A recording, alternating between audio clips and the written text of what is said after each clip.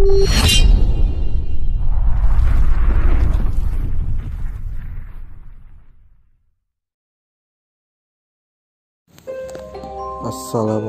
warahmatullahi wabarakatuh. Kembali lagi bersama saya di channel baruku.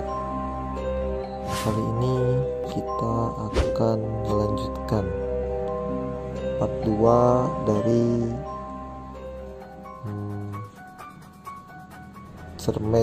teror Cermai part 2 ya. Karena kemarin ada sedikit hambatan teknis, maka yang tadinya ini akan dibuat dengan cuma satu part, kemudian sekarang sudah menjadi beberapa part.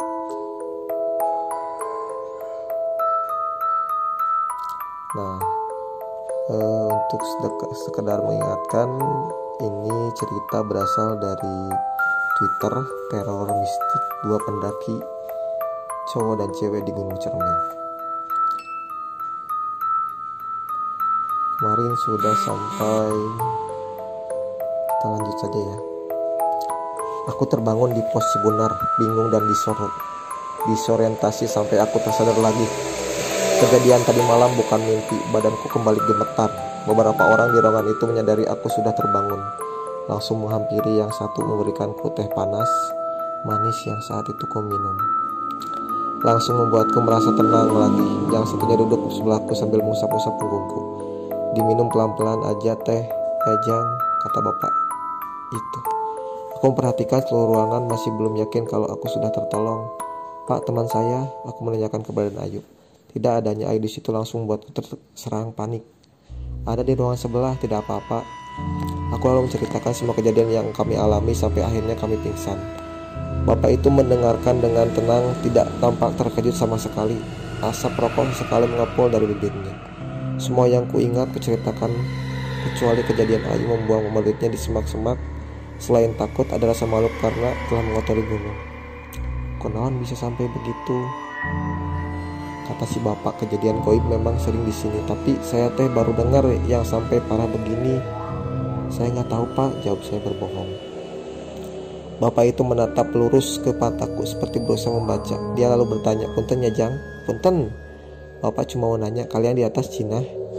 Aku gelagapan ditanya seperti itu. Astagfirullah. Enggak pak, saya sama Ayu cuma teman, kita juga bawa tenda masing-masing. Bapak itu masih menatapku dengan pandangan tidak yakin.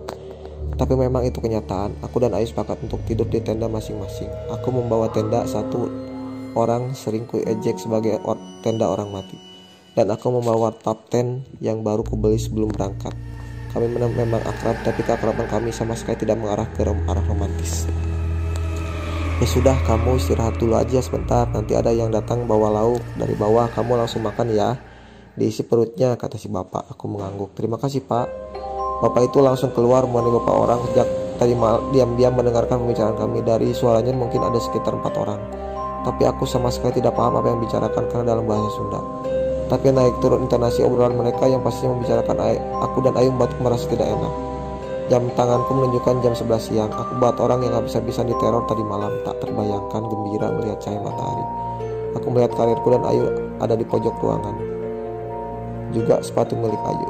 Aku buka karirku mencari handphone dan senja saat kedengaran suara Ayu. Suaranya ada di ruang sebelah. Bulu kuduku kembali berdiri. Apakah cobaan ini belum selesai? Aku membalikkan diri melongok ke ruangan sebelah. Hatiku langsung menceplos melihat keadaan Ayu. Satu orang ibu-ibu tua sedang memijit kening Ayu sambil komat kami 3 orang lainnya memegangi tangan dan kakinya. Ayu sendiri sedang berontak hebat berusaha melepaskan diri. Badannya dilentingkan ke atas ke bawah dengan brutal. Kakinya berusaha menendang orang-orang yang memeganginya. Matanya merah, melotot hingga nyaris keluar. Ketika dia melihatku, Ayu telah menderis mirip ular kayu. Ular lalu berteriak histeris. Aku sok melihat keadaan Ayu hingga cuma bisa berdiri di tempat. Bapak tadi lalu menarikku dan kembali menyuruhku minum air teh tadi. Jangan di situ Jang, di sini saja, kata si bapak. Teman saya pak, kataku tanpa bisa meneruskan kalimat sebentar lagi. Nggak apa-apa, udah di sini aja. Aku diam, tanganku memegang gelas di teh gemetar. Tiba-tiba aku teringat dengan meeting bulanan pekerjaan yang memaksaku untuk terus turun walau ada keinginan untuk ngecamp semalam lagi. Terlambat sudah aku membayangkan muka-muka alasanku atas kehadiranku. laporan-laporan yang harus diserahkan. Wajah kecewa rekan-rekanku, aku mendesah. Pak, kira-kira sore teman saya udah normal belum ya Pak? Bisa arah ke Jakarta sampai malam ya Pak?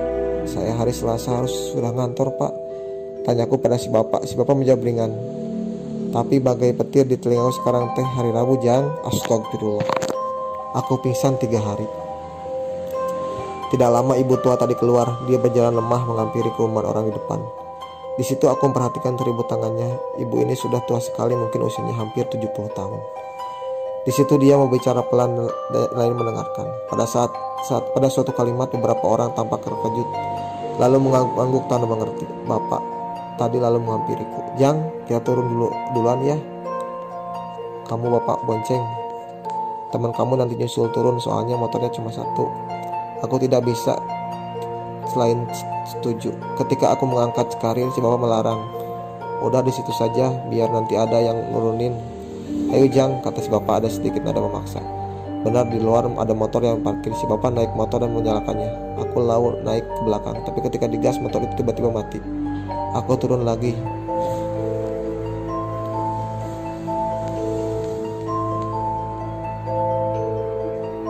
Tapi kembali mati ketika aku naik motor.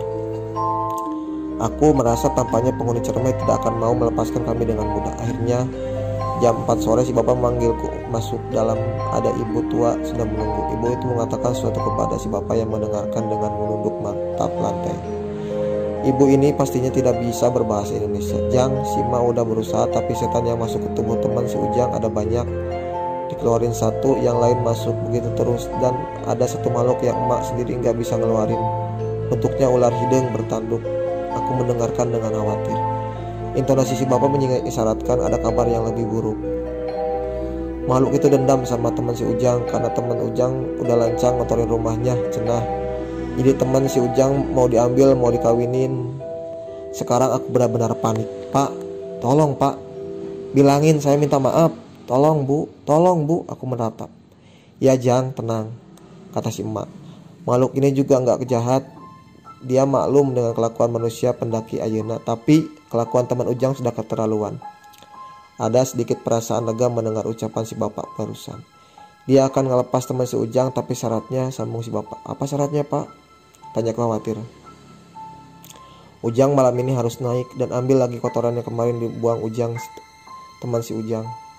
Seluruh sendi tubuhku langsung menggetar mendengar isyarat barusan. Aku yang belum tentu setahun sekali melaksanakan sholat maghrib itu sholat dengan khusyuk. Setelahnya aku berdoa hingga menitikkan air mata, mohon perlindungan Allah.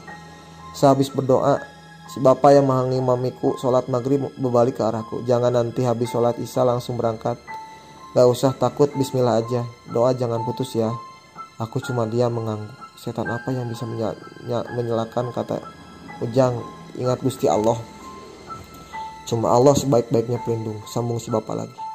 Setelah isya aku mengisi karirku dengan 2 botol air mineral.